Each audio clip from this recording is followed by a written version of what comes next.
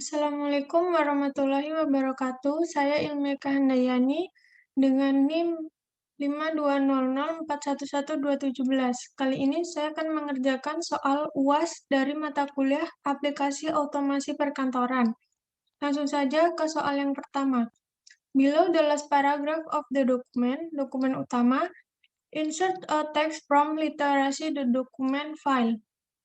Pertanyaan yang A, apa maksud dari soal tersebut? Maksud dari soal tersebut yaitu kita diminta untuk memasukkan atau menambahkan teks dari file literasi.dokumen ke dalam dokumen utama pada bagian bawah terakhir paragraf. Paragraf terakhir dari dokumen. Kemudian soal yang B, tunjukkan langkah-langkah penyelesaiannya. Langsung saja kita ke dokumen utama. Baiklah, setelah ke dokumen utama, kita klik pada bagian bawah, kemudian kita enter. Setelah itu, kita masuk ke menu Insert. Kemudian kita pilih bagian teks, kita pilih objek. Setelah di objek, kita pilih yang Create Form File, kemudian Browse. Cari dokumennya terlebih dahulu. Literasi the dokumen, setelah itu kita klik Insert. Setelah itu kita klik OK. Selesai. Lanjut ke nomor yang kedua. Berdasarkan tugas besar yang telah diberikan terkait pembuatan format karya tulis ilmiah, maka jelaskan secara mendetail langkah-langkah pembuatan, fitur yang digunakan, serta sumber konten yang digunakan. Baiklah, langsung saja kita ke tugas besar atau karya tulis ilmiah yang telah saya buat. Ini merupakan karya tulis ilmiah yang telah saya buat, yaitu dengan judul Perkembangan Anak Usia Sekolah Dasar.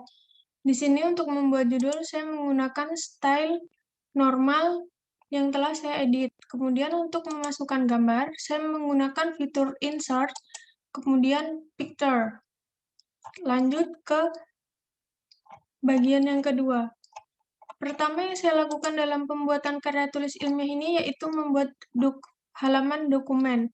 Setelah itu yang halaman yang kedua itu bab 1 kata pengantar. Dalam kata pengantar ini, dalam bab 1 saya menggunakan fitur list atau multi-level list untuk membuat bab 1, kemudian heading 2, heading 3 yang telah saya modifikasi. Pada bab 1, menggunakan heading 1 yang telah dimodifikasi.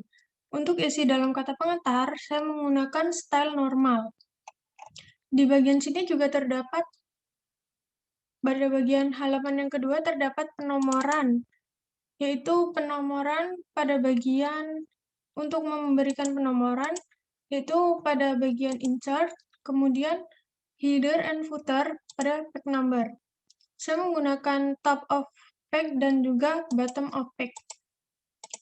Di sini saya menggunakan penomoran Romawi kecil. Selanjutnya ke halaman yang ketiga yaitu daftar isi. Pada bagian daftar isi, sama pada bab 2-nya, saya menggunakan fitur multi-level list dengan style heading 1. Kemudian untuk isi dari daftar isinya, saya menggunakan fitur yaitu pada bagian reference, yaitu table of content. Di sini juga menggunakan penomoran Romawi kecil. Setelah itu lanjut ke bab yang ketiga yaitu pada daftar gambar. Pada judul bab 3-nya saya juga menggunakan multi-level list heading 1. Di sini juga terdapat penomoran Romawi 3. Setelah itu untuk memberikan daftar gambar ini saya menggunakan fitur pada menu reference, kemudian pada caption yaitu insert table of figure. Kemudian lanjut ke halaman kelima, yaitu bab 4, pendahuluan. Pada pendahuluan, pada bab 4 pendahuluan pada judulnya, saya menggunakan multi-level list pertama, yaitu stylenya heading 1. Setelah itu, pada 4.1 latar belakang, saya menggunakan multi-level list kedua, yaitu dengan style heading 2. Untuk isinya sama, saya menggunakan normal yang telah dimodifikasi. Pada bagian ini, saya juga masih menggunakan Romawi kecil untuk penomoran halaman atau page number. Lanjut ke bab yang kelima, pada pembahasan. Di sini page number saya telah menggunakan angka, dan di sini juga terdapat saya juga menggunakan fitur section break, yaitu pada layout, break, kemudian next page. Bab kelima, pada bab kelima, judulnya saya juga menggunakan multi-level list dengan style heading 1. Kemudian pada 5.1, judul atas, saya menggunakan multi-level list yang kedua dengan style heading 2. Selanjutnya, untuk isinya sama, saya menggunakan normal semua, style normal yang telah dimodifikasi. Kemudian pada 5.1.1, untuk judul selanjutnya, saya menggunakan multi-level list yang ketiga, yaitu heading 3, yang telah dimodifikasi juga. Di sini saya juga menggunakan bullet list untuk memberikan penomoran yang bukan nomor atau kode. Di sini saya menggunakan penomoran sama, tetapi menggunakan angka, bukan Romawi lagi setelah masuk ke pembahasan. Lanjut, selanjutnya.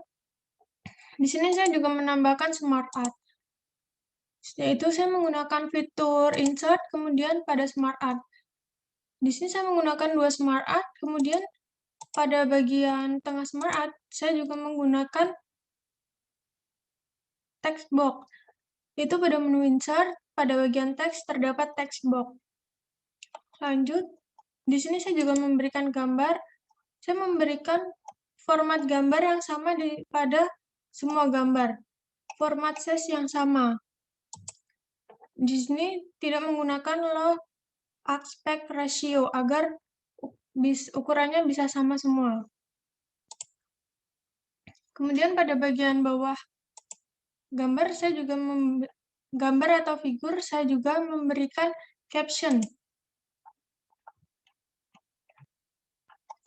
Selanjutnya, bab 6, kesimpulan.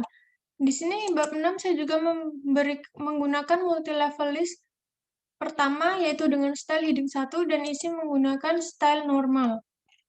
Selanjutnya yaitu bab 7, yaitu daftar pustaka.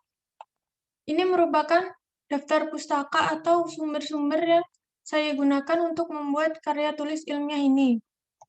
Dalam membuat karya tulis ilmiah, saya menggunakan atau membaca banyak sumber supaya mendapatkan hasil yang baik. Sampai di sini karya tulis ilmiah saya. Terima kasih. Wassalamualaikum warahmatullahi wabarakatuh.